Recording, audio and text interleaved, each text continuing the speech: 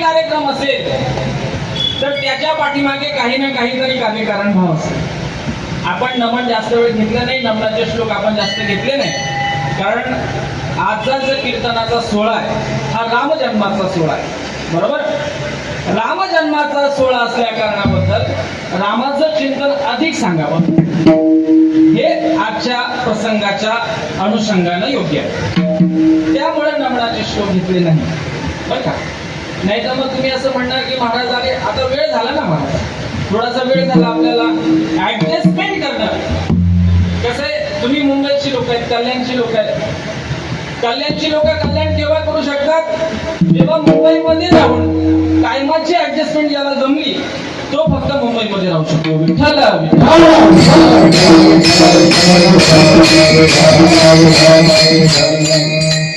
तिसाई ग्रामस्थ मंडळ, जरीमरी देवस्थान, तिसगाव यांच्या सौजन्याने व जय मल्हार भजनी मंडळ कल्याण पूर्व आयोजित अनाकलनीय परब्रह्म, शब्द भारी वापरला बरं, अनाकलनीय परब्रह्म श्री प्रभू रामचंद्र जन्मोत्सवाच्या निमित्तानं हा अखंड हरिनाम सप्ताह या ठिकाणी आपण सर्वजण साजरा करत आहोत.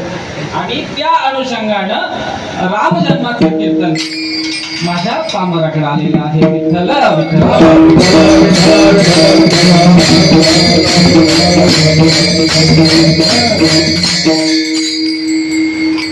धर्म रक्षावया अवतार घिसी आपल्या पाळीसी भक्तजना.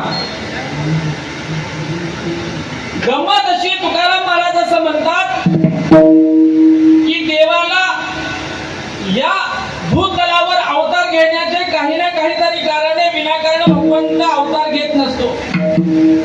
मग महत्वाचं कारण काय महाराज? प्रभू रामचंद्र म्हटलं की रावण दिसतो महाराज, नाही का. प्रभू रामचंद्रांचं चरित्र आणि रावणाला बाजूला केलं की प्रभू रामचंद्रांचं चरित्र आपण समजू शकतो का महाराज? शक्यच नाही. प्रभू रामचंद्रांच्या चरित्रामध्ये असणारी सीता माता, त्या सीता मातेला बाजूला करून जर आपण रामायण सांगायला सुरुवात केली तर चालेल का महाराज? वाल्मिक ऋषींनी जे काही रामायण आपल्या ग्रंथामध्ये नमूद केलेलं आहे, आपल्या सर्व सज्जनांसाठी रामनवमीच्या वेळेमध्ये त्या प्रभू रामचंद्रांचं जे वर्णन ऋषींनी आपल्या रामायणामध्ये केलेलं आहे, त्याच्या अनुषंगाने सांगायचं झालं तर मला सांगा, प्रभू रामचंद्र जन्माच्या येण्याच्या अगोदर धर्म होता की नव्हता महाराज? धर्म होता ना? नव्हता असं का नाही. पण शास्त्र काय सांगतंय? धर्म रक्षेती रक्षता. बघा, शास्त्र असं सांगतंय का तुम्ही जर धर्माचं पालन केलं तर धर्म तुमचं रक्षण करेल. धर्माचे पालन करणे पाखंड खंडन, नाही का. तुकाराम महाराज काय सांगतात की बाबा धर्माचं जर पालन केलं तर तोच धर्म तुमचं रक्षण करेल. पण या भंगामध्ये तुकाराम महाराज म्हणतात की धर्म रक्षावया अवतार. काय कारण आहे? प्रभू रामचंद्र जन्माला येण्याच्या अगोदरही धर्म होता, त्याच्या नंतरही धर्म होता. महाराज अजून पुढे सांगू का तुम्हाला? आपण आज रामजन्माच्या निमित्तानं जन्माला म्हणजे या रामजन्म सोहळा साजरा करतो का नाही? आता काही काळामध्ये 12 वाजले की आपण रामाचा जन्म या ठिकाणी प्रभूचा जन्म करणार आहोत. आपण जन्म करण्यापूर्वी प्रभू रामचंद्र होते का? होते. आपण जन्म केला किंवा केला नाही तरी प्रभू रामचंद्र राहणार आहे ना महाराज? राहणार आहे. तसा धर्म आहे बरं का, तसा धर्म आहे. तुम्ही त्या धर्माचं पालन केलं तरी तो राहणार आहे आणि तुम्ही त्या धर्माचं पालन केलं नाही तरी तो राहणार आहे. परंतु धर्म रक्षावया अवतार घेसी या भागामध्ये तुकाराम महाराज सांगतात की बाबा धर्म धर्म कशाला म्हणायचं? तर जे प्रभू रामचंद्र आपल्या जीवनामध्ये जे जीवन जगले त्याला धर्म म्हणायचं. विठ्ठला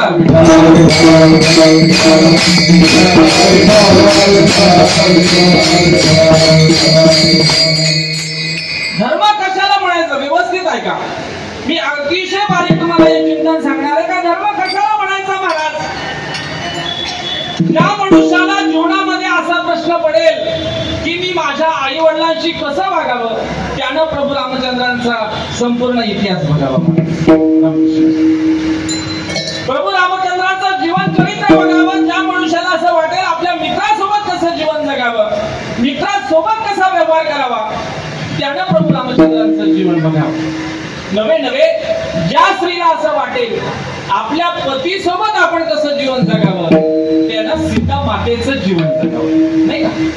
सीता मातेचा आदर्श घ्यावा की नाही महाराज?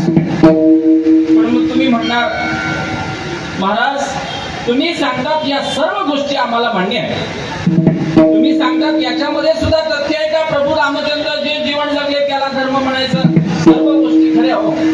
पण जे जीवन धर्मानं जगले त्यांच्याही जीवनामध्ये दुःख आलं ना, काय कारण सांगा बरं? रावणानं सुद्धा देवाचीच पूजा केली ना, रावणाने सुद्धा शंकराचीच पूजा केली का नाही? नागेंद्र हराय त्रिलोचनाय भस्मांगराय महेश्वराय नित्याय शुद्धाय दिगंबराय तस्मैकाराय नमो शिवाय.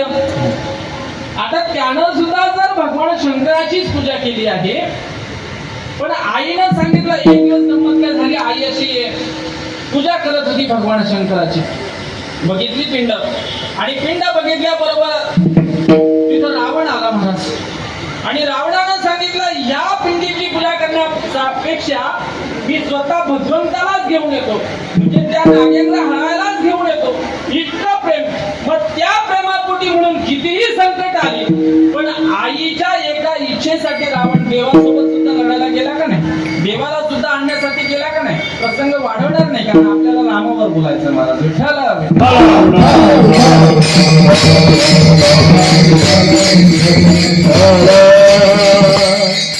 या रावणाचं सुद्धा आपल्या मात्या पित्यावरती इतकं प्रेम आहे. का प्रेम आहे? मातृदेव भव, पितृदेव भव, आचार्य देव भव आणि अतिथी देव भव. प्रभू रामचंद्रांचं आपल्या आई वडिलांवरती निरतिशय असं प्रेम आहे, आणि तितकंच आपल्या गुरुवरती सुद्धा प्रेम आहे महाराज. जीवनामध्ये कुठलाही प्रसंग प्रभू रामचंद्राला सांगून आलेला नाही बरं का?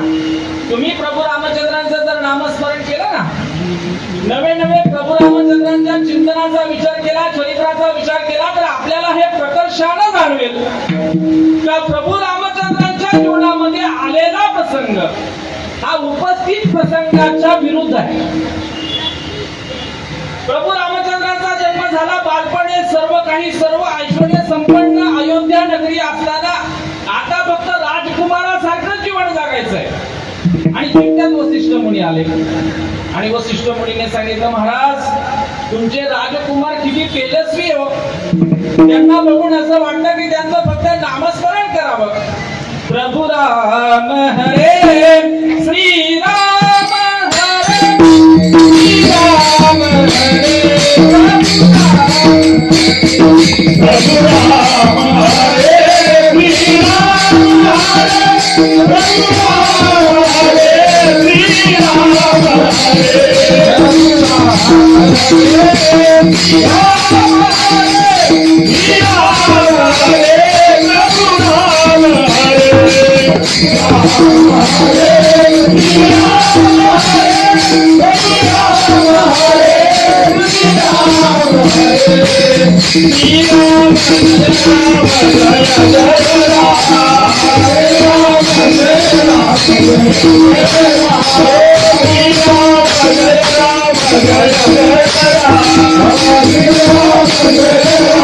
श्री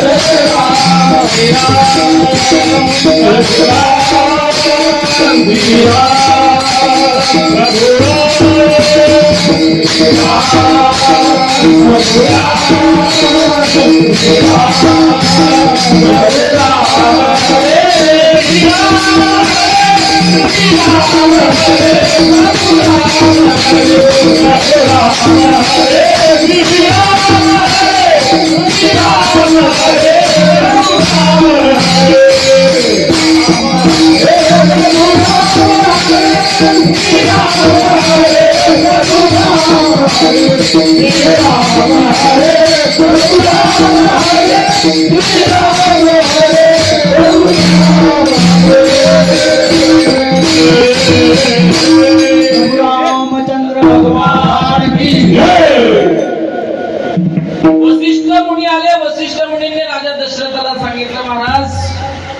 तुमची मुलं किती भोजी देऊ, किती सुंदर आहे, पण माझ्याकडे एक अडचण तयार झाली आहे. मला यज्ञ करायचा आहे आणि अनेक राक्षस, खर दूषण मारीश वगैरे सर्व राक्षस मला त्रास देतात आणि यांना मारण्यासाठी म्हणून मला या दोघांना घेऊन जायचंय. कोणाला? प्रभू रामचंद्रांना आणि लक्ष्मणाला. मला सांगा, ज्याचं बालपण अतिशय राजवाड्यामध्ये जाणार होतं, पण मुनींनी सांगितलं ना यांना घेऊन जायचंय. आणि मग ती कौसल्या माता, कैकेयी, सुमित्रा त्यांनी बघितलं, अरे एवढी लहान बाळ, आई म्हणून कोणी आईचा हाक मारी, त्या आईचा जीव लागला, कसा नेऊन द्यायचा. राजा दशरथाला सुद्धा असं वाटलं, एवढ्या दिवसानंतर मला अपत्याची प्राप्ती झाली आणि त्याचाही वियोग. आणि मग वसिष्ठ मुनींनी सांगितलं, राजे हो, वियोगामध्ये प्रेम असतं बर का, संगतीत प्रेम नाही. एक गोष्ट लक्षात घ्या, संगतीमध्ये क्षणिक प्रेम आहे आणि वियोगामध्ये प्रेम आहे बर का. वियोगामध्ये कसं प्रेम आहे महाराज, जोपर्यंत सीता माता प्रभू रामचंद्रांच्या सानिध्यामध्ये भलेही वनवासात असेल, तोपर्यंत सीता माता आणि प्रभू रामचंद्र जगाला माहिती का? नाही, जगाला माहित नाही. जोपर्यंत प्रभू रामचंद्र अयोध्या नगरीमध्ये आहे, तोपर्यंत प्रभू रामचंद्र जगाला माहिती आहे का? नाही माहित. बरं, कदाचित असं झालं असतं नाही का, रामायणामध्ये आपण बदल करू शकत नाही, फक्त आपण त्याच्यावर विचार मंथन करू शकतो. जर असं कदाचित झालं असतं की प्रभू रामचंद्र अयोध्या नगरी सोडून बाहेर गेलेच नसते, तर आपल्याला प्रभू रामचंद्र समजले असते का? नसते समजले. त्याच्यामुळं वियोग होणं आवश्यक आहे आणि वियोग झालं तर त्याच्यातून प्रेमाची उत्पत्ती होत असते आणि ते प्रेम जर निष्काम असेल तर ते प्रेम जगासाठी आदर्श होत असतं. विठ्ठल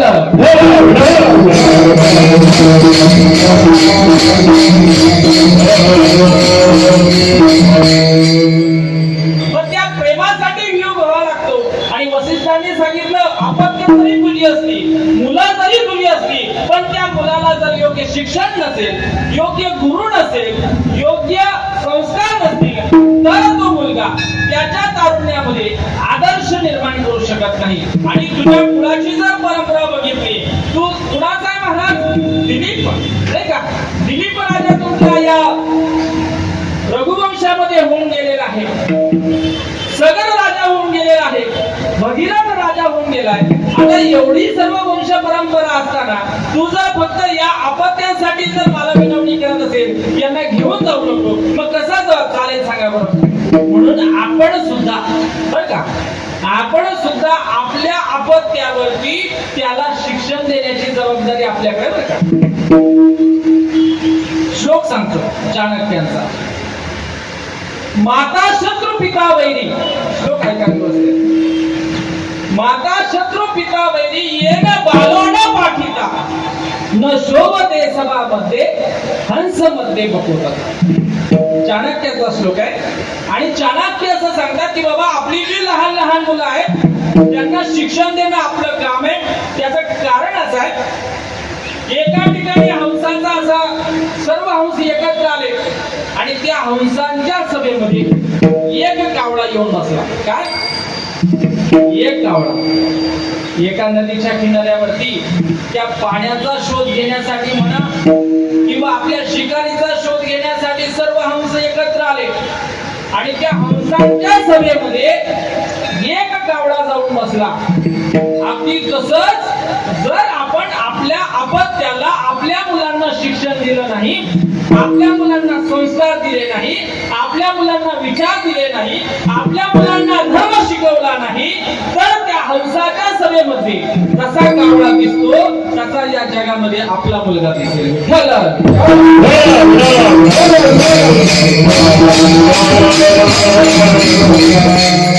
म्हणून प्रत्येक आई वडिलांचं कर्तव्य आहे की आपण आपल्या मुलांना शिक्षण दिलं. फक्त ते देताना एक गोष्ट लक्षात ठेवा, education is the powerful weapon which will change in the personality. शिक्षण हे धारदार शस्त्र आहे महाराज, पण ते शस्त्र स्वतःची पर्सनॅलिटी डेव्हलपमेंट करण्यासाठी वापरण्यात येणारं शस्त्र आहे. रावण जो आहे ना, रावण हा सुद्धा सुशिक्षित आहे बरं, सामान्य नाही. रावणाला काय म्हणतो आपण, राक्षस म्हणतो का नाही का? राक्षस हा म्हणतो का नाही?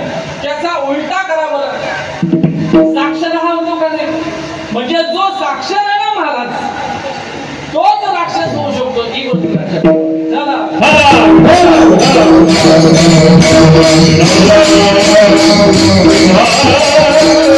सांगायचं तात्पर्य नुसतं शिक्षण देऊन चालणार नाही, त्याला संस्कार दिले पाहिजे, त्याला धर्म शिकवला पाहिजे. आणि मग ते वसिष्ठ मुनी म्हणतात, राजे मला या बाळांना घेऊन जायचंय.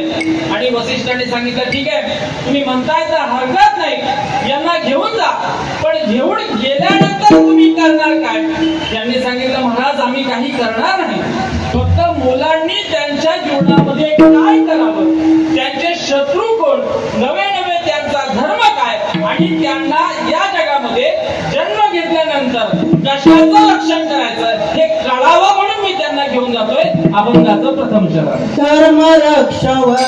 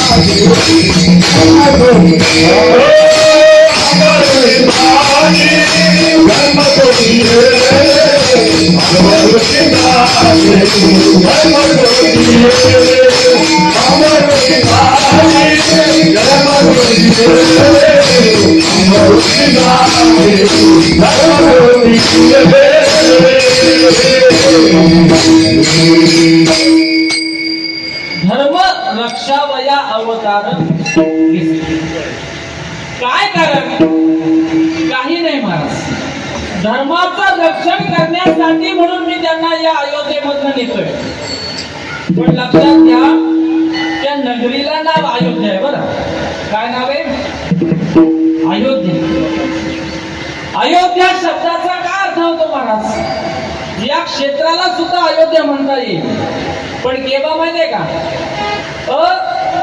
युद्ध नाही का, म्हणजे ज्या ठिकाणी युद्ध होणार नाही.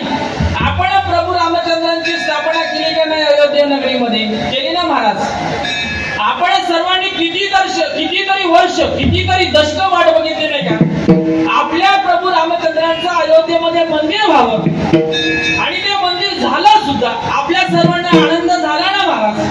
त्या अयोध्येमध्ये प्रभू रामचंद्रांची स्थापना झाली हे बरोबर, पण या अयोध्येमध्ये प्रभू रामचंद्रांची स्थापना कधी होणार? हृदयामध्ये मी रामू असता सर्व सुखाचा आराम, त्या भ्रांतीचे काम विषयावर मी सांगत नाही बरं. माऊली सांगते, ज्ञानोबाला सांगतात की बाबा ठीक आहे की तिथं प्रभू रामचंद्रांची स्थापना झाली, पण हे सुद्धा मग तुम्ही म्हणणार आम्हाला कोणाशी युद्ध करायचंय? आमचं कुणासोबत भांडण आहे महाराज? आपलं लई लोकांशी भांडण आहे, लई लोकांशी. तुम्हाला सांगू का, हा जन्म मुळात आपल्यासाठी हो. कसा आपल्यासाठी? जड वस्तूचा उद्धार काही क्षणामध्ये होऊ शकतो बरं, जड वस्तूचा. प्रभू रामचंद्र वसिष्ठ मुनीच्या नगरीमधनं किंवा वसिष्ठ मुनीच्या आश्रमामधनं ज्यावेळेस जनकपुरीमध्ये म्हणजे मिथिला नगरीमध्ये जात असतात, मध्ये गौतम ऋषीच्या आश्रमामध्ये असणारी अहिल्या, शिळा आहे का नाही महाराज? अहिल्या शिळा आहे ना, पण त्या शिळेच्या जवळ गेल्यानंतर प्रभू रामचंद्रांच्या चरण स्पर्शाच्या धुलीने, बरं का, चरण स्पर्श म्हणता येत नाही, कारण ज्यावेळेस प्रभू रामचंद्र त्या शिळेच्या म्हणजे दगडाच्या जवळ गेले, जवळ गेल्यानंतर त्यांनी पाय वरती केला, पण तो त्या शिळेला लागू दिला नाही. त्या शिळेला तो पाय लागू दिला नाही. वाऱ्याच्या वेगानं प्रभू रामचंद्रांच्या चरणाची जी धूळ आहे, ती धूळ त्या शिळेवरती म्हणजे त्या दगडावरती पडली आणि त्या शिळेचा उद्धार झाला. विठ्ठला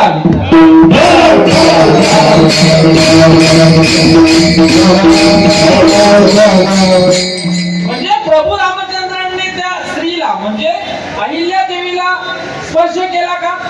नाही केला. संत चरण रस लागता सहज वासनेची बीज जळती जाई, मग राम नामी उपजी आवडी घडोघडी वाढू लागेल. अहिल्याचा उद्धार झाला म्हणजे एका दगडाचा उद्धार काही क्षणात झाला का नाही महाराज? झाला. फक्त देव जवळ आला आणि उद्धार झाला. पैठण नगरीमध्ये सर्व सभा, सर्व पंडित, सर्व विद्वान असे बसलेले असताना आणि ज्ञानोबारायांचं सांगितलं की बाबा परमात्मा आणि जीव एकच आहे. काय केलं त्या ठिकाणी? फक्त त्या रेड्याच्या मस्तकावरती हात ठेवला आणि हात ठेवल्यानंतर त्या रेड्याला सुद्धा मुक्त केलं महाराज. त्या रेड्याचा उद्धार झाला. जड वस्तूचा उद्धार लवकर होऊ शकतो, जड बुद्धीचा उद्धार लवकर होऊ शकतो, प्राण्यांचा उद्धार होऊ शकतो, पण मनुष्याचा उद्धार लगेच होऊ शकत नाही. म्हणून हा अवतार आपल्यासाठी. विठ्ठल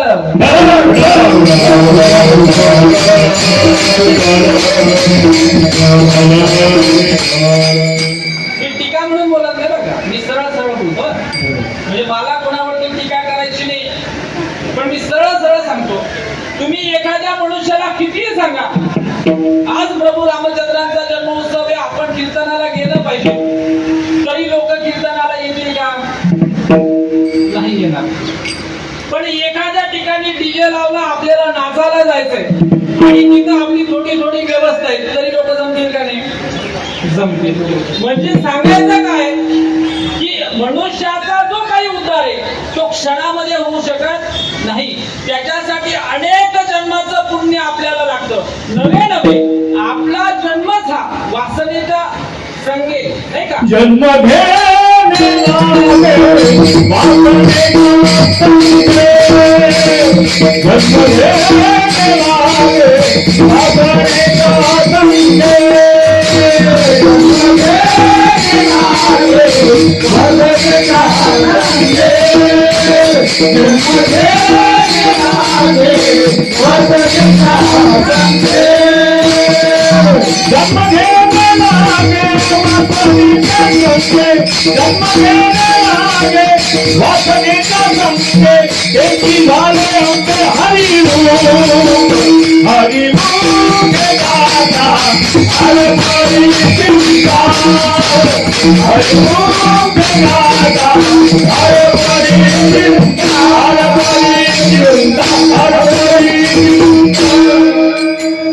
नाथ महाराज हरिपाठामध्ये सांगतात आपल्याला का जन्म घ्यावा लागतो?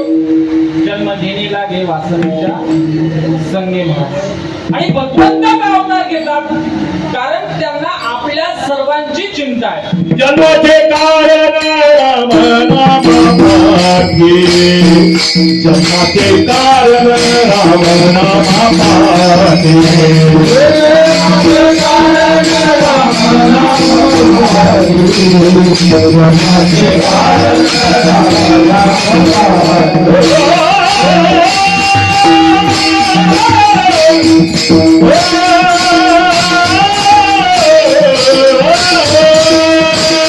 जन्माचे कारण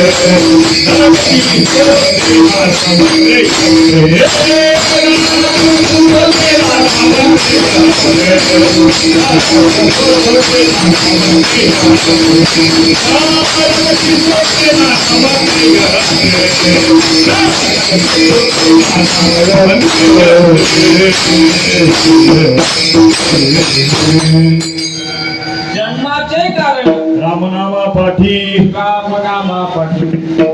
पण आपण घेतो का हो रामाचं नाव? नाही घेत ना, घ्यायला तर पाहिजे. नवे नवे आपला जन्म सुद्धा त्याच कारणासाठी झाला महाराज. बरं, राम ज्या ठिकाणी नाही असं ठिकाणच नाही. सर्व गती रामाने हरे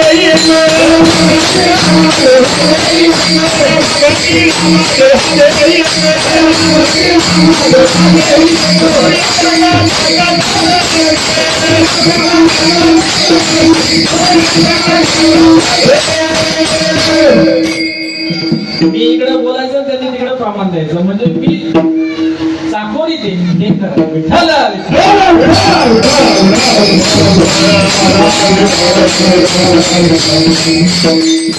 देवाला सुद्धा कीर्तन आवडलं पाहिजे बघा.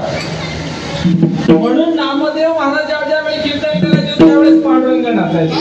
नामदेव कीर्तन करी पुढे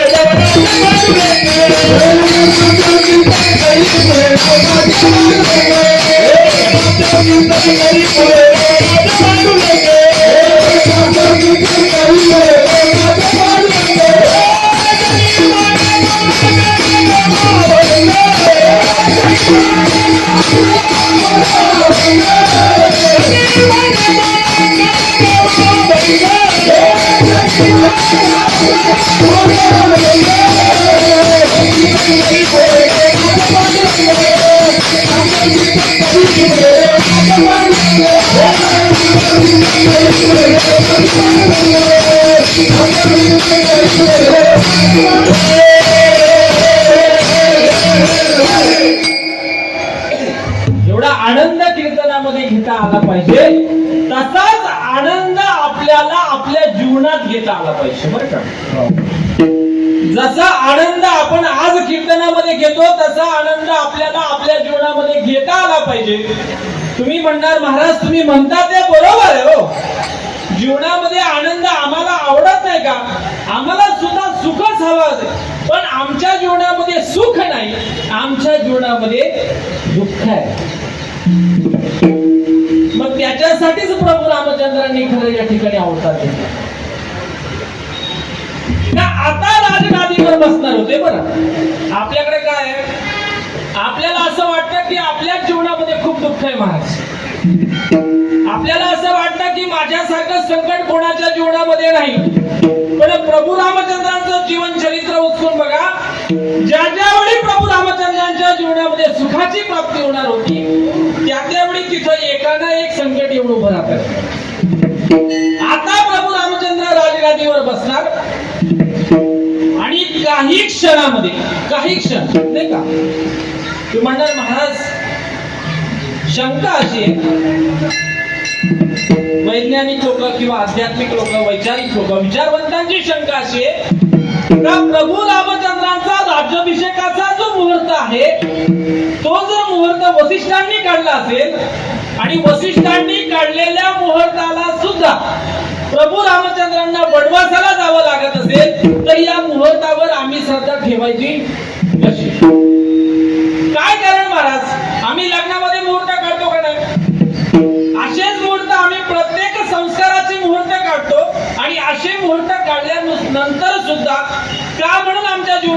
दुःख होतं. का म्हणून प्रभू रामचंद्रांना वनवासाला जावं लागतं? काय कारण त्याचं? काही नाही महाराज, छोटस कारण आहे, छोटस. ज्यावेळी अयोध्ये नगरीमध्ये सर्वांना आनंद झाला, काही क्षणामध्ये प्रभू रामचंद्र त्या सिंहासनावर बसणार होते आणि त्या सिंहासनावर बसणार तितक्यात त्या कैकेयीच्या दासीनं, त्या मंथरेनं त्या आपल्या कैकेयीला सांगितलं का तुझा नवरा एवढा पराक्रमी आहे, राजा दशरथ काय कमी पराक्रमी का महाराज? त्याचं या त्रिभुवनामध्ये नाव आहे.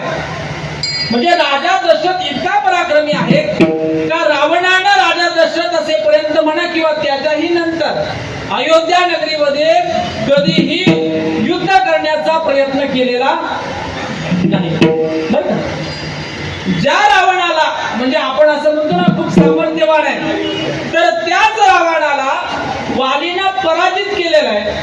आणि अंगद नावाचा जो काही वालीचा मुलगा आहे ना महाराज, तो ज्यावेळेस पाळण्यामध्ये झोपायचा आणि रडायचा, त्यावेळेस तो वाली त्या रावणाला 10 तोंड असल्यामुळे त्याला घेऊन यायचा आणि त्या पाळण्याला उलटा टांगायचा. असं बरं का? म्हणजे बाहुलीची परंपरा ही आता नाही, तेव्हापासून आहे. म्हणजे आपण कसं पाळण्यामध्ये पोळगरा रडत राहतं आणि रडता रडता आपल्याला असं वाटतं काहीतरी खेळणं द्यावं की नाही, मग आपण काय करतो, एखादी बाहुली देऊ, एखादं गाणं देऊ, एखादं अंगाई गाऊ.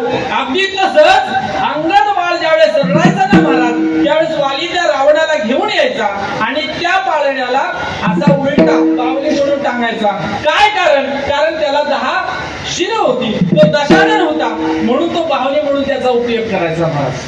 त्या रावणानं सुद्धा कधी अयोध्ये नगरीमध्ये युद्धाचं निमंत्रण पाठवलेलं आढळत नाही. मंत्र्यांना सांगितलं एवढा पराक्रमी राजा आहे, तुझे 2 वर बाकी होते, मागून घे.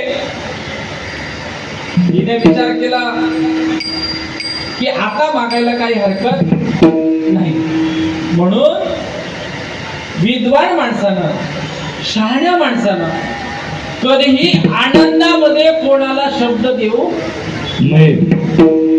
आणि कधीही बरं का, कधीही जर आपण दुःखात असू त्यावेळेस मनुष्यानं कधीही कुठलाही महत्वाचा निर्णय करायचा नाही. प्रत्येक गोष्टीला एक वेळ असते. दशरथ राजाचा काय चुकलं? खूप आनंद झाला, युद्ध जिंकलं आणि त्या युद्धामध्ये माझ्या कैकेयीनं मला साथ दिली, नाही तर हे युद्ध मला जिंकता आलं नसतं. रथाचं चाक केलं ना, मग त्या चाकासाठी तिनं आपला त्या आखेच्या ठिकाणी हात लावला, हात घालून ते चाक सांभाळलं ना महाराज. मग आता एवढं जर आपल्या पतीवरती प्रेम आहे त्या कैकेयीचं, त्या युद्ध जिंकल्याच्या आनंदाच्या भरामध्ये राजा दशरथानं सांगितलं 2 वर माग. तिने सांगितलं आता मागत नाही, आता मागत. तर बाईची सवयच अशी असते महाराज का ती टायमिंगवर काहीच मागत नाही. बाजारात तुम्ही जर आपल्या बायको सोबत कधी गेले ना, तर सर्व खरेदी झाली आणि खरेदी झाल्यानंतर थोडंसं पुढे गेलं का मग बायको म्हणजे आपल्याला ही गोष्ट घ्यायची होती पण तुम्ही काही केली मध्ये राहिलीच.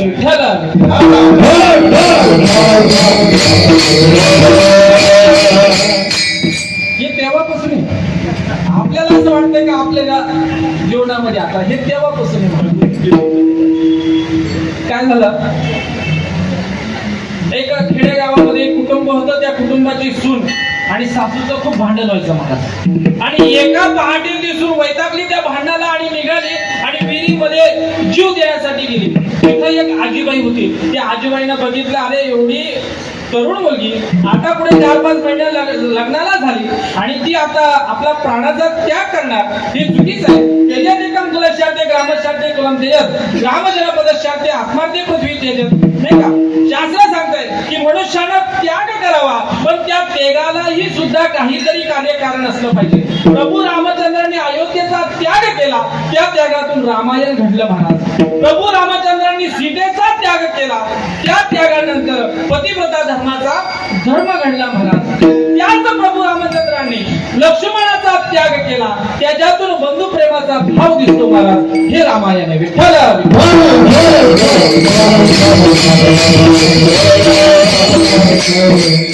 सर्व नाती गोष्टी आपल्याला जर पुढे पाहिजे असेल तर ती त्या रामायणामध्ये आपल्याला दिसतील. आणि ती मुलगी त्या विहिरीमध्ये जीव देणार. त्याच वेळेस त्या आजीबाईनं सांगितलं काय झालं, तिने मी सांगितलं काही नाही, रात्रीपासून सासूबाई कटकट करते, आता मला हे जीवन नको, दुःख बांधवडी आहे हा संसार, सुखाचा विचार नाही गोडे. नाही कुठे. मग ते आजीबाईने सांगितलं माझ्याकडे एक औषध आहे, तू ते जर औषध घेऊन गेली. आपलं कसं आहे माहितीये का, आपल्या प्रपंचामध्ये ज्यावेळेस दुःख होतं ना महाराज, आपण कुणी ना कुणी वैद्य शोधत असतो. तसंच त्या आजीनं तिला एक थोडीशी बाटली दिली, तिने सांगितलं एवढं औषध आहे, एकच नियम आहे, सासू भांडायला लागली का हे औषध थोडंसं घ्यायचं. दुसरा नियम असा आहे, औषध घेतल्यानंतर जोपर्यंत सासू बोलायचं थांबत नाही तोपर्यंत ते मुखातून टाकायचं नाही. ती घरी गेली आणि घरी गेल्याबरोबर सूर्य उगवला आणि सूर्य उगवल्यानंतर सासूने बघितलं, अरे ही 4 वाजता उठणारी बाई आज सकाळी तिकडून कुठे आली. मग सासू लागली बोलायला, एवढ्या सकाळी घराची कामं सोडून दिली, कुठे नाही गेली ती फिरायला. असं बोलायला सुरुवात झालं, तिला आठवलं का आपल्याला त्या आजीबाईनं एक औषध दिलं महाराज. ते औषध काय तर तिचा नियम आहे की औषध आपल्या तोंडामध्ये घ्यायचं आणि जोपर्यंत सासूचं बोलणं थांबत नाही तोपर्यंत आपण बोलायचं नाही. सासू 2 तास झाले बोलत होती पण ती एक शब्द बोलत नाही, कारण तिने थोडस औषध घेऊन ठेवलं. ही थांबायची वाट बघायची पण ती एक शब्द बोलायची. एकदा ती थांबली आणि हिनं तिचं औषध टाकून दिलं. ज्यावेळी सासू बोलायची त्या वेळी औषध घ्यायचं. 3 दिवस झाले आणि 3 दिवसामध्ये बाकी सर्व संपून, पण त्या सुनेला मात्र आनंद झाला. 3 दिवसामध्ये आपलं सासू सोबत एकदाही भांडण नाही झालं. काय बोलली असेल ते फक्त कोण बोललं, सासू बोलली. की परत ती आजीबाईकडे गेली, आजीबाईला सांगितलं महाराज तुमचं हे औषध खूप गुणकारी हो, त्यानं माझ्या मनाला शांती भेटली. मग अशी शांती भेटल्यामुळे मला ते परत औषध दे. त्याने सांगितलं महाराज ते औषध नाहीये, ते फक्त गरम केलेलं पाणी होतं, त्या पाण्यामध्ये थोडस मीठ टाकलेलं होतं, ते औषध नाहीये महाराज. ते औषध नसल्यामुळं मनुष्याला फक्त एक गोष्ट लक्षात घे, का ज्यावेळेस आपल्याला असं वाटतं का कोणी आपल्याशी भांडू नये, नाही का, आधी चाणक्य सांगतात उद्योग नास्ती दारिद्र्यम जपता नास्ती पातकम मौनेच कलहो नास्ती जागृती. चाणक्य सांगतात की बाबा जर आपल्याला आपल्या जीवनामध्ये संपत्ती पाहिजे असेल तर मनुष्याने काहीतरी उद्योगधंदा केला पाहिजे. जर मनुष्याला असं वाटत असेल की आपल्या प्रपंचामध्ये कलह नको, भांडण नको, कोणाशी वाद नको, त्यावेळेस मनुष्याने आपल्या तोंडावरती नियंत्रण ठेवलं पाहिजे. आणि जर मनुष्याला अध्यात्मामध्ये प्रगती करावा अशी असं वाटत असेल तर त्याने आपला धर्म सार्थक केला पाहिजे महाराज.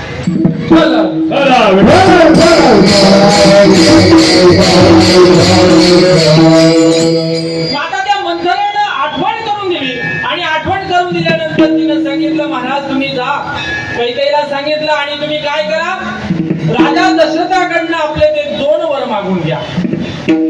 आणि ते 2 वर मागण्यासाठी म्हणून कैकेयी राजा दशरथाला सांगते का पहिल्या वरानं माझ्या भरताला राज्य द्या. काय सांगितलंय बघा, पहिला जो वर मागितला त्या वरानं सांगितलं का माझ्या भरताला, माझ्या मुलाला या अयोध्या नगरीचं राज्य तुम्ही बहाल करा. आणि दुसरं वराने तिने सांगितलं तर 14 वर्ष या प्रभू रामचंद्रांना वनवासामध्ये पाठवा. विठ्ठल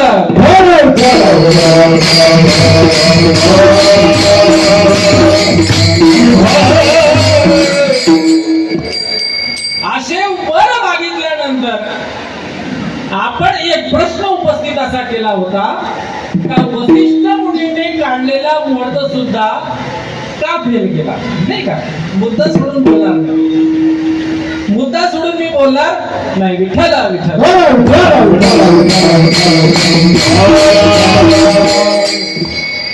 त्याचं नंबर 1 चं कारण असं आहे का संपूर्ण अयोध्या नगरीला जो काही आनंद झाला का आमचा राजा, आमचा प्रभू रामचंद्र आज त्याचा राज्याभिषेक होणार आहे, अयोध्या नगरीचा राजा म्हणून प्रभू रामचंद्र अयोध्या नगरीच्या राजगादीवर स्थानापन्न होणार आहे. हा आनंद तिथल्या लोकांना खूप झाला आणि त्या आनंदाच्या ओघामध्ये मुहूर्ताची वेळ टळून गेली ना महाराज, वेळ टळली. मग आपण म्हणतो की आम्ही ब्राह्मणाकडनं एवढे मुहूर्त काढतो, आणतो, पत्रिका जमवतो, तरी का त्यांनी सांगितलेल्या मुहूर्तावर आपले कधीही लग्न लागत नाही. म्हणून विठ्ठला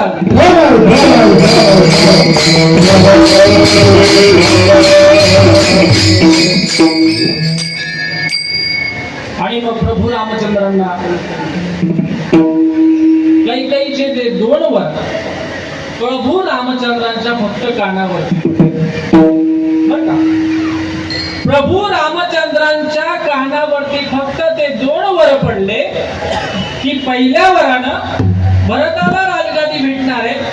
त्याच्याबद्दल प्रभू रामचंद्रांच्या मनामध्ये काहीही कल्पना येण्याचं काही कारण नाही.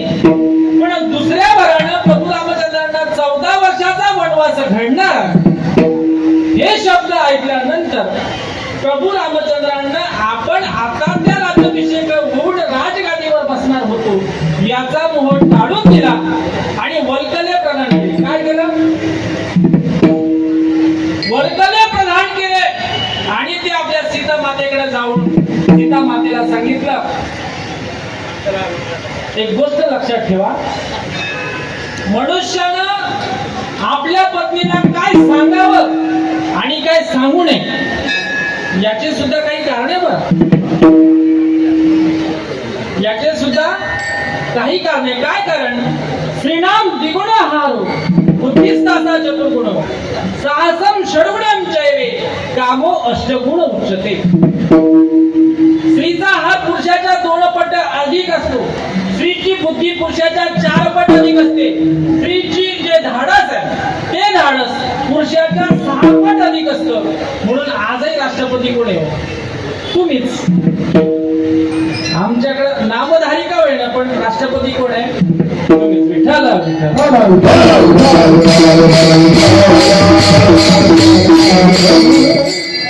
मी असं याच्यासाठी म्हटलं का सर्व जो काही कार्यकाळ असतो, काही निर्णय असतात ते मंत्र्यांच्या अधिपत्याखाली असतात, प्रधानमंत्र्यांच्या अधिपत्याखाली असतात. राष्ट्रपतीकडे तो अधिकार नसतो.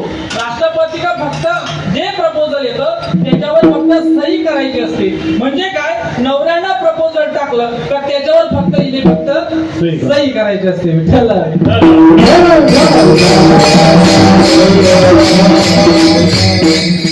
त्याच्यात पण अट अशी का जोपर्यंत तुमची सही नाही ना महाराज तोपर्यंत त्या प्रपोजलला मान्यता नाही. म्हणून स्त्रीचा खूप मोठा वाटा आहे बरं परमार्थामध्ये. स्त्रीला अनन्य असं सर्वसाधारण महत्व आहे महाराज. स्त्रीला कमी लेखुने आमच्या धर्मग्रंथांनी, आमच्या या हिंदू धर्मानं, आमच्या या धर्मग्रंथांनी स्त्रीला खूप सर्वसाधारण असं महत्व देण्याचं काय कारण? कारण तुम्ही विचार करा, ज्या वेळेस आता आपल्याकडे वेळ नाही सर्व प्रसंग सांगण्यासाठी, ज्यावेळेस हनुमान भगवंताच्या सीता मातेला शोधण्यासाठी लंकेमध्ये गेले आणि लंकेमध्ये गेल्यानंतर आपली सीता कुठं भेटेल म्हणून त्याचा सीतेचा शोध सुरू झाला. आणि सायंकाळच्या वेळेमध्ये त्यांनी विचार केला की सीता माता ही रघुवंशाची कुलस्वामिनी असल्यामुळे, कुलवधू असल्यामुळे ती या गंगेवरशी येऊन ती काल संध्या नक्की करेल, म्हणजे ती मंत्राचा उच्चार नक्की करेल. मंत्राचा उच्चार करण्याचा अधिकार रामायणापासून स्त्रियांना आहे. फक्त मधल्या काळामध्ये आम्ही इकडले तिकडले काही दृष्टांत देऊन त्याचा इतका विभांग केला की आमच्या स्त्रियांना अधिकार नाही असं आम्ही त्यांच्यावरती बिंबवलं. पण पुरुषांपेक्षा स्त्रियांना सर्वाधिक असं महत्व दिलेलं आहे. विठ्ठल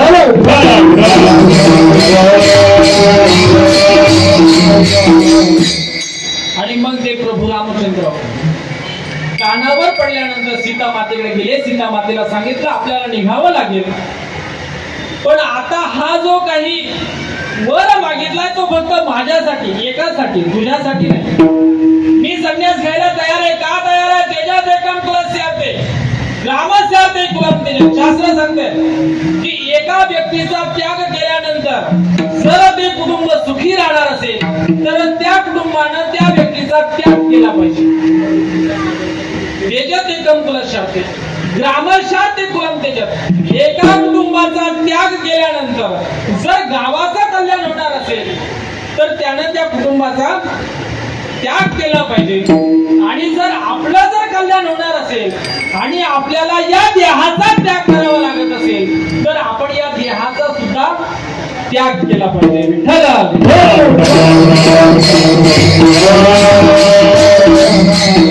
आणि ह्या न्यायानं प्रभू रामचंद्र वनवासाला महाराज निघाले आणि सीता मातेला सांगितलं हा जो काही वर आहे तो फक्त माझ्या एकट्यासाठी आहे, तुला येण्याचं कारण नाही.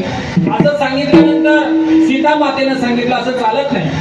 पुरुषाच्या सुखामध्ये स्त्रीचा अर्धा वाटा जसा असतो तसा पुरुषाच्या संकटाच्या काळामध्ये सुद्धा पुरुषाच्या खांद्याला खांदा लावून स्त्रीने आज उभं राहिलं पाहिजे. रामायण आपल्याला काय शिकवतं? ज्यावेळी प्रभू रामचंद्रांना वनवास आला तर राजकुमारी असणारी सीता माता का त्या सीता मातेला कधीही वनवास माहित नाही, पण प्रभू रामचंद्रांच्या म्हणजे माझ्या पतीच्या जर वाट्याला संकट येत असतील तर ती संकट त्यांची नसून माझी सुद्धा आहे हे सांगणं म्हणजे रामायण आहे. महाराज विठ्ठल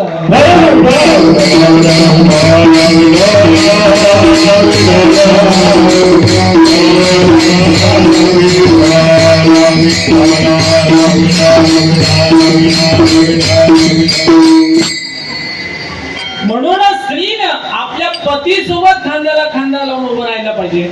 आणि सीता मातेला सांगितलं, प्रभू रामचंद्रांनी ते मान्य केलं. आता राहिले लक्ष्मण. माझा राम या नगरीमध्ये दिसत नाही, माझं त्याच्यावरती निरतिशय असं प्रेम आहे महाराज, ते प्रभू रामचंद्र मला या महालामध्ये दिसत नाही, कुठे गेले असतील? लक्ष्मण शोधतोय. लक्ष्मणानं बघितलं प्रभू रामचंद्रांच्या अंगावरती बलगत आहे महाराज. आता काय यांनी संन्यास घेतला काय काय अशी परिस्थिती तयार झाली आहे. आणि त्यांनी विचारलं दादा काय झालं? आणि मग असं विचारल्यानंतर त्यांनी सांगितलं, प्रभू रामचंद्र सांगतात की लक्ष्मणा आपली जी आई आहे माझ्यावरती तिचं निरतिशय असं प्रेम आहे, त्या कैकेयीनं आपल्याला एका वरानं प्रभू रामचंद्रांना 14 वर्ष वनवासामध्ये पाठवलं.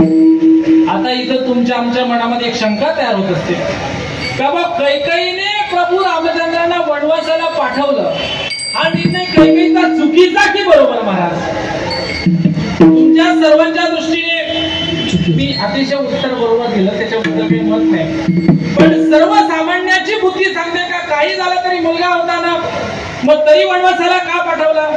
हे उत्तर चुकीचंच आहे महाराज, की तिने वनवासाला पाठवायला नको होतं. पण आमचं शास्त्र असं सांगतंय, आमचा वेदांत हे सांगतोय का मातृदेव भव.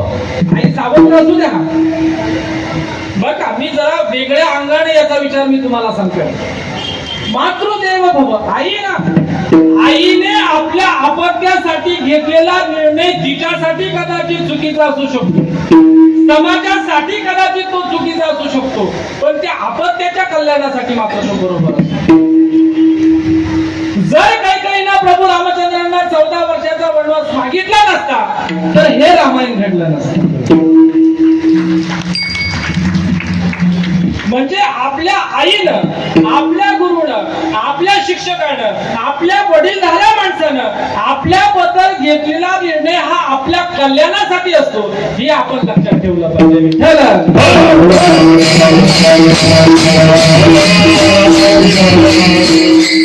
आणि मग त्या ठिकाणी लक्ष्मण त्यांच्यासोबत निघाले. पण प्रभू रामचंद्र म्हणतात की लक्ष्मणा, हा जो काही वर मागितला त्याच्यामध्ये मी एकटाच आहे, तुला येण्याचं काही कारण नाही. असं म्हटल्यावर त्यांनी सांगितलं, रामा माझा प्रत्येक क्षण हा प्रभू रामचंद्राचा आहे.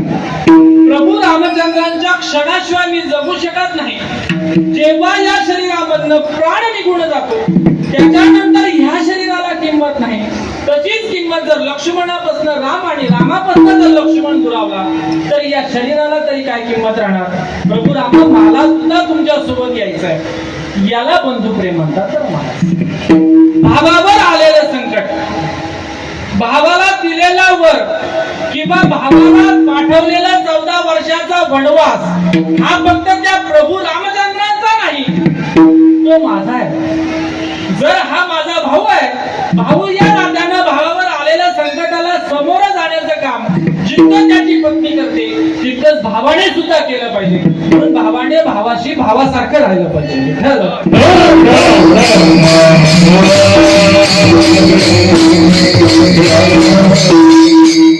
आता अजून थोडं थोडस. प्रभू रामचंद्र सीता माता सर्व वनवासाला निघाले आणि निघाल्यानंतर ते लक्ष्मणानं सहज प्रश्न विचारला, महाराज सर्व अयोध्येच्या नगरीला असं वाटतंय का प्रभू रामचंद्र राजा झाला पाहिजे, वाटतंय का नाही सर्व अयोध्या नगरीला? मग देवा तू जर असं म्हणतो की धर्म रक्षावय अवतार घेसी आपल्या पाळीसी भक्त जना, जर तू जर असं म्हणत असेल तर मला सांग, सर्व मेजॉरिटीच्या किंवा लोकशाहीच्या तुलनेनं जर विचार केला तर सार्वमौत कुणाकडे, म्हणजे सार्वमत कुणाकडे? प्रभू रामचंद्राकडे आहे. आणि एकच मत कुणाकडे? महाराज त्या कैकेयीकडे आहे. जर असा विचार जर आपण केला मग हे राजे तुला भेटायला पाहिजे ना. मग प्रभू रामचंद्र असं म्हणतात की कधी कधी आपल्याला फक्त वर्तमान काळाचा विचार करून चालत नाही, भविष्य काळाचा सुद्धा आपल्याला विचार करावा लागेल. कारण आपण वनामध्ये गेल्यानंतर मारीचाचा वध करणार आहोत, आपण वनामध्ये गेल्यानंतर रावणाचा वध करणार आहोत, आपण वनामध्ये गेल्यानंतर ज्या ज्या राक्षसांना भेटणार आहे, संतांना भेटणार आहे, त्या सर्वांचा उद्धार होईल. आणि सर्वांचा जर उद्धार झाला तर माझ्या या धर्मरक्षावय अवतार घेतली याचं प्रमाण सिद्ध होईल. अन्यथा ते होणार नाही. विठ्ठल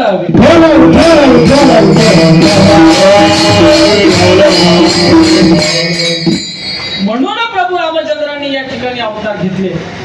आणि मग महाराज हे सर्व रामायणामध्ये या सर्व गोष्टींचा उल्लेख आलेला आहे. पण मग प्रभू रामचंद्र अवतार घेण्याची काय कारण असतात? धर्मच हा एकमेव कारण आहे का? भक्तांवरती प्रेम आहे म्हणून येत आहे का? किंवा गीतेमध्ये सांगितलंय की यदा यदा हि धर्मस्य ग्लानिर्भवति भारत, याच्यामुळे येत आहे का? काय कारण? मग ते राजा दशरथ जे आहे अनेक वर्ष लग्नाला झाली, अपत्य नाही महाराज, दुःख त्या राजा दशरथ आलाय. आणि ते दशरथ राजा किंवा तुकाराम महाराज काय म्हणतात की देवा एवढे सर्व 10चे 10 अवतार तुम्ही घेता, आमच्यासाठी एखादा तरी घ्या ना महाराज. आपण घालतो दुसरं चरण.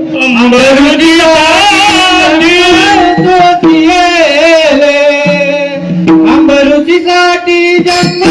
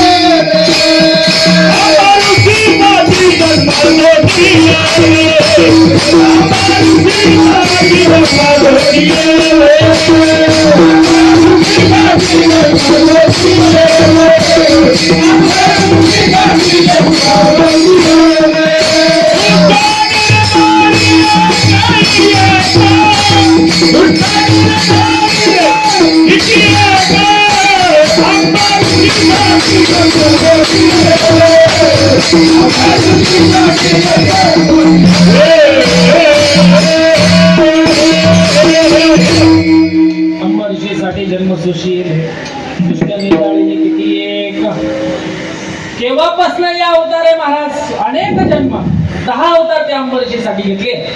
पण आमच्या या रघुकुलामध्ये प्रभू रामचंद्रांनी अवतार घेतला पाहिजे असं म्हणणं राजा दशरथाचं झालं महाराज.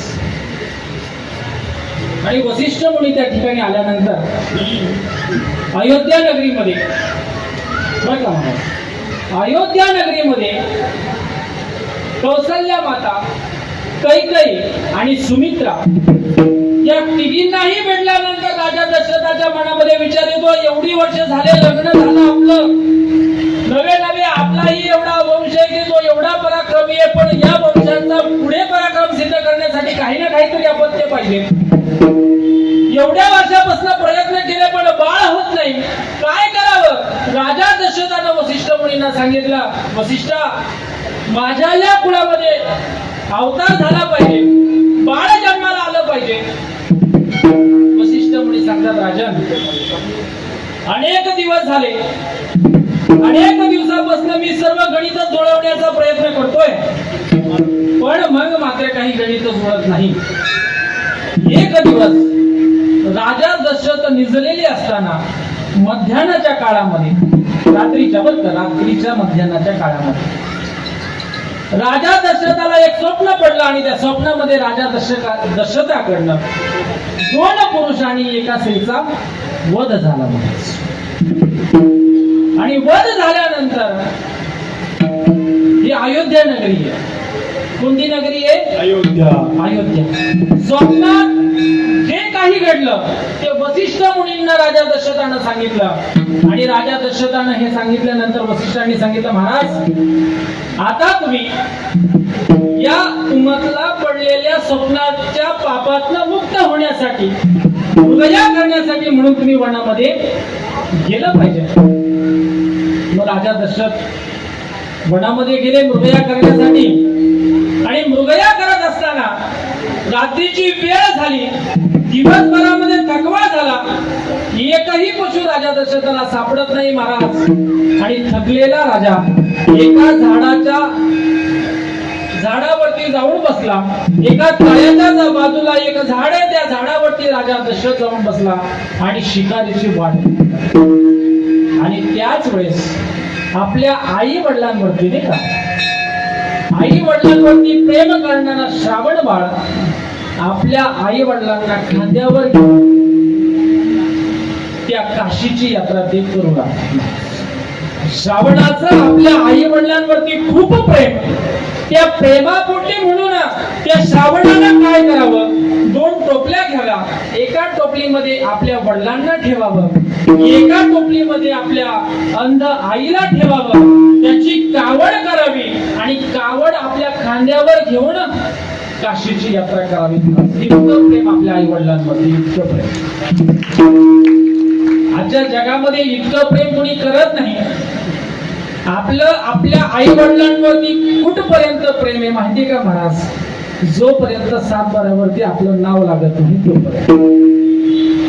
आपल्या आई वडिलांवरती कुठपर्यंत प्रेम आहे, खूप आहे सांगण्यासारखं, वेळ द्या आपल्याकडे. आणि मग राजा दशरथ त्या झाडावरती बसलेला आहे. आईने सांगितलं, श्रावणा बाळा, अरे थोडीशी तहान लागली होती, पाणी भेटेल का बघ ना जरा.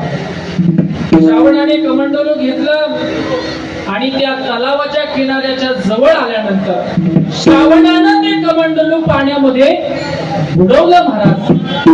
बुडवल्यानंतर त्या बुडबुड्यांचा आवाज राजा दशरथाच्या कानावरती पडला आणि राजा दशरथानं आपला बाण सोडला आणि तो त्या श्रावणाच्या हृदयाला लागला. शरहाला तो भावनिया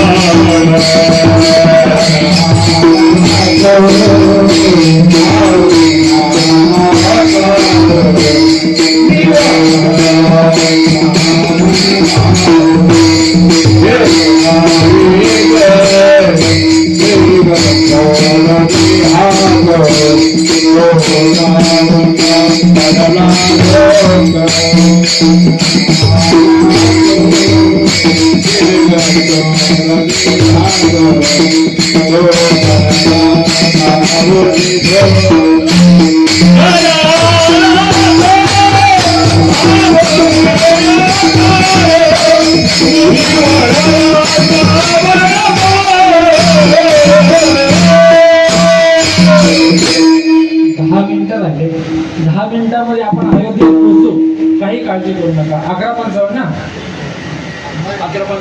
11:55 ना, तिथपर्यंत मी तुम्हाला अयोध्या नगरीमध्ये आणतो. नक्कीच, धन्यवाद. आणि मग ते श्रावणाला बाण लागला. राजा दशरथाच्या कानावरती आवाज पडला एवढी किंकाळी ऐकल्यानंतर राजा दशरथ पळत पळत पळत पळत त्या श्रावणाच्या जवळ आला. श्रावणा तू एका ऋषीचा मुलगा होता. थोडेफार स्तोत्र म्हणले असते, एखाद्या देवाचं स्मरण केलं असतं तरी मला कळलं असतं की हा पशु नाहीये. तू काहीच आवाज न करता एवढ्या शांततेत का आला? श्रावणाला सांगितलं, काही नाही महाराज, माझे वृद्ध आई वडील आहे, अंध आहे. तुम्ही त्यांना सांगू नका की तुमच्या हातून त्यांना बाण लागलाय, श्रावणाचा मृत्यू झालाय, हे तुम्ही सांगू नका. हा कमंडलू घ्या आणि माझ्या आई वडिलांना एवढं पाणी नेऊन द्या हो महाराज. आणि तो कमंडलू घेतला. कमंडलू घेऊन राजा दशरथ श्रावण बाळाच्या आई वडिलांसमोर जाऊन उभा राहिला.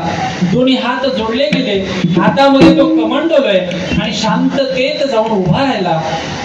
श्रावणाच्या आई वडिलांना समजलं की कुणीतरी आलंय. त्यांनी सांगितलं, बाळा आणलंस का रे पाणी? बाळा तू पाणी आणलंस का? खूप तहान लागली, खूप कशाला कोरड पडली, दे बरं जरा पाणी. पण आईनं त्या कमंडलूला चिपकलेल्या अंगठ्यांचा आवाज ऐकला आणि तिनं बाजूला असलेल्या आपल्या नवऱ्याला, श्रावणाच्या वडिलांना सांगितलं, बाळ आलाय. पण तो श्रावण नाही, कारण श्रावण आपला दरिद्रीमध्ये वाढलेला आहे. त्याच्या अंगठ्या या सोन्याच्या असू शकत नाही महाराज, हा श्रावण नाहीये.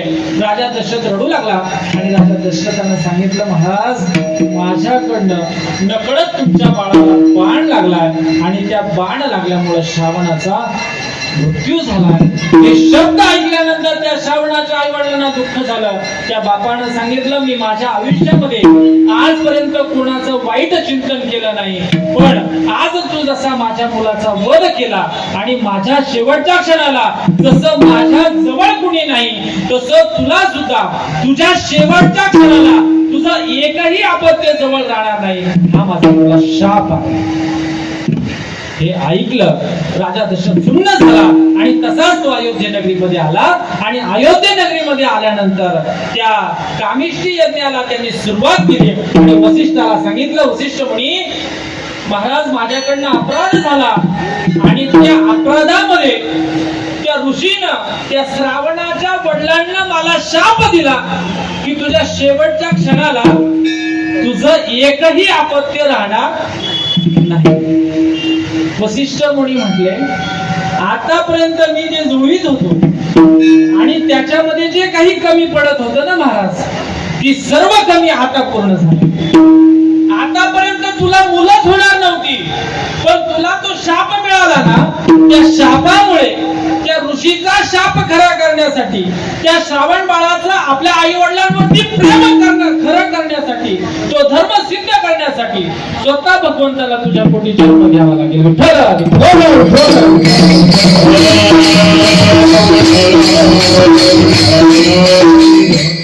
म्हणून तुकाराम महाराज म्हणतात, धन्य तुझ कृपा सिंधू म्हणवील, आपुला तू बोल साच करी. त्या ऋषीचा जो बोल आहे, तू दिलेला शब्द तो पूर्ण होणार आहे महाराज. कामिष्ठी यज्ञाचा पूर्ण समारंभ मांडला गेला.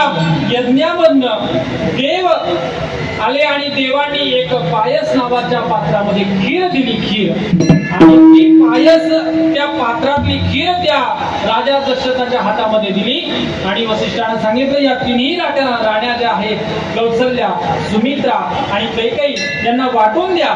मग राजा दशरथाने काय केलं महाराज, त्या खिरीचा जो काही अर्धा भाग आहे तो अर्धा भाग एका कौशल्येला दिला. त्यातला जो काही अर्धा भाग राहिला त्यातले 2 अर्धे समान भाग केले. त्यातला एक भाग कैकेयीला दिला आणि ते जे 2 भाग परत करण्यात आले ते सुमित्रेला दिले. म्हणून कौशल्याच्या पोटामध्ये जो काही बाळ वाढला तो आमचा प्रभू रामचंद्र. आणि मग आता त्या गर्भवती राणी राहिल्यानंतर राजा दशरथ त्या ठिकाणी गेले आणि विचारू लागले, का तुला काय दिसतंय? मी हिने सांगितलं, महाराज मला काय दिसतंय माहितीये का, मला असं वाटतं की मी माझ्या या गर्भावस्थेमध्ये मला तुम्ही एक धनुष्य बाण आणून द्या. काय आणून द्या? धनुष्यबाण. आता बरं सांगणार नाही, आता फक्त रामच सांगणार, कारण शेवटचेच 5 मिनिटं. विठ्ठल विठ्ठल.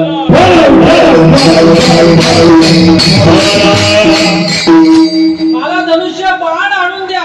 माझ्या चेहऱ्यावरती, माझ्या मस्तकावरती एवढं जे काही तेज आहे ते तेज ह्या कारणासाठी आहे का जे जे लोक रावणासारखे आपल्या जीवन असतील त्या सर्व लोकांचा संवाद करण्यासाठी प्रत्येक जगामध्ये, प्रत्येक धर्मामध्ये, प्रत्येक युगामध्ये मला अवतार घ्यावा लागेल. आणि अवतार मी असा तसा घेणार नाही, मर्यादाचा घेईन, म्हणजे मर्यादा पुरुषोत्तम म्हणून घेईन, एका मित्रत्वाचा घेईन. म्हणून रामासारखा मित्र नाही, रामासारखा शत्रू नाही, रामासारखा पुत्र नाही आणि रामासारखे वडील नाही. विठ्ठल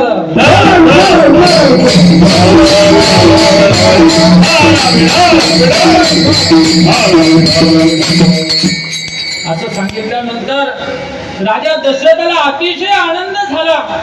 मध्यान्हीचा वेळ झाला महाराज, आणि आकाशामध्ये असणारा जी काही सूर्य देवता आहे ती सूर्य देवता क्षणभर विसावली. आणि विसवल्यानंतर त्या सर्व प्रांगणामध्ये, अयोध्येमध्ये त्या गर्भाचं तेज पसरलं गेलं. इतकं सर्व तेज असल्यामुळे सर्वांना सत्वाचा, सात्विकतेचा आणि धर्माचा प्रादुर्भाव झाल्याचं प्रगटीकरण झालं. प्रत्येकाच्या मनामध्ये आनंद झाला आणि त्या आनंदाच्या भरामध्ये सर्वांना इतका उत्साह झाला की महाराज त्यावेळेस राजा दशरथाच्या समोर उभी असणारी जी काही कौशल्य आहे आणि त्या कौशल्याच्या गर्भामध्ये प्रभू रामचंद्रांचा जन्म झाला.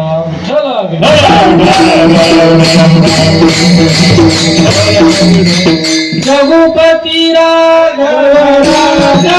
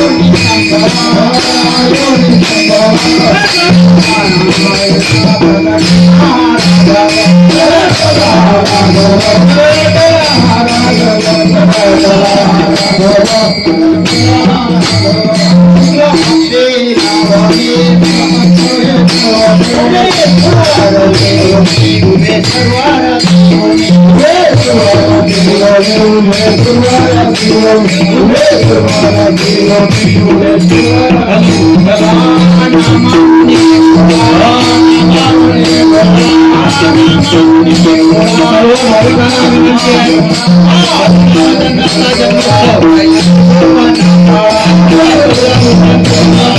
जय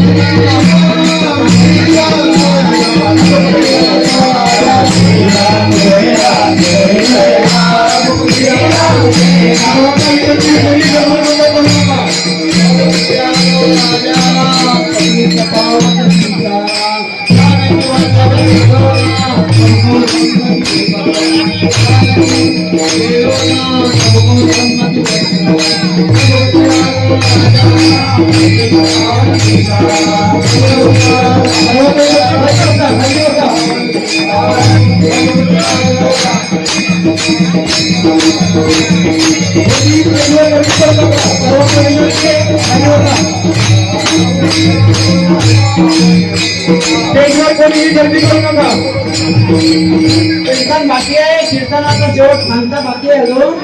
कृपया जरा 1-5 मिनिटात कीर्तन आटोपते. सर्वांना नम्र विनंती आहे, खाली कीर्तनाच्या मर्यादा पाळा. सर्व भाविकांना नम्र विनंती आहे, 5 मिनिटासाठी खालूनच प्रभू रामचंद्रांचं दर्शन घ्या, खालूनच पाळणा हलवा. 5 मिनिटं फक्त कीर्तनकार महाराजांना द्या. ही नम्र विनंती आहे. सुरू करा. महाराज विठोबा रखमाईचं भजन खाली जा.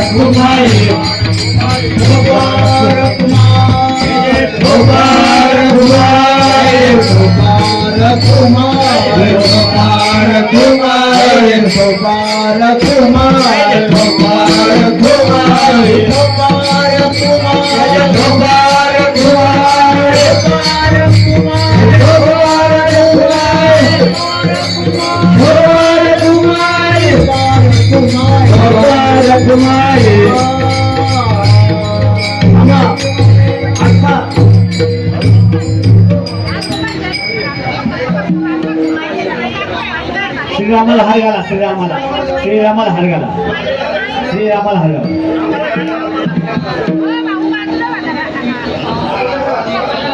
गाठ बांधा,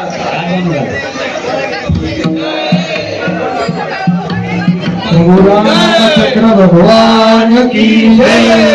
जय श्रीराम, श्रीराम, जय श्रीराम, जय श्रीराम. सुद्धा हनुमान की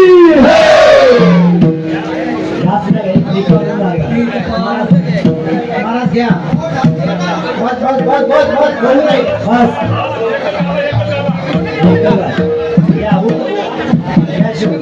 बस आता नका गाऊ. लहान रक्षा वया होता दिसे आपुल्या पायसी भक्तजना. रामचंद्र की बजरंगबली की लक्ष्मण भैया की सीता मैया की हनुमान माता की भक्त मंडली की. आता सर्वांनी आरती घ्यायची. आरती चालू होते, सर्वांनी आरती घ्यायची. माऊली माऊली माऊली ज्ञानेश्वर माऊली ज्ञानेश्वर माऊली ज्ञानेश्वर माऊली. विठ्ठल जय जय विठ्ठल, विठ्ठल जय जय विठ्ठल, विठ्ठल जय जय विठ्ठल, विठ्ठल जय जय माऊली जय जय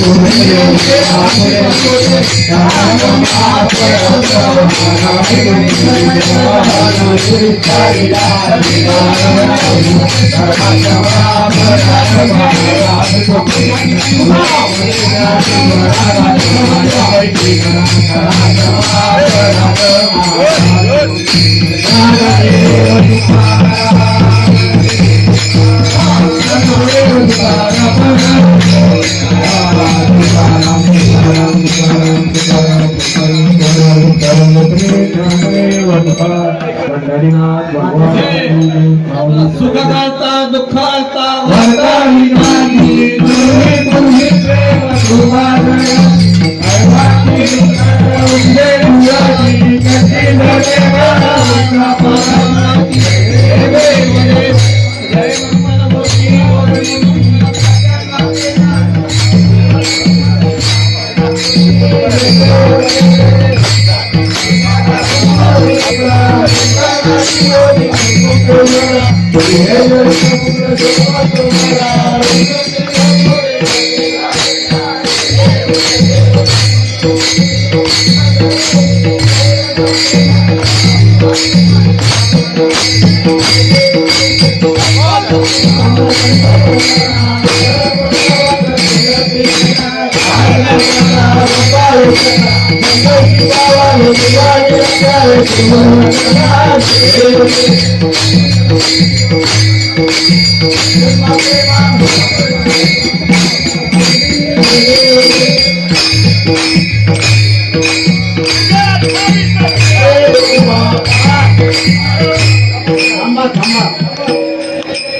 आरती जशी आरती होती आपण आरती करा.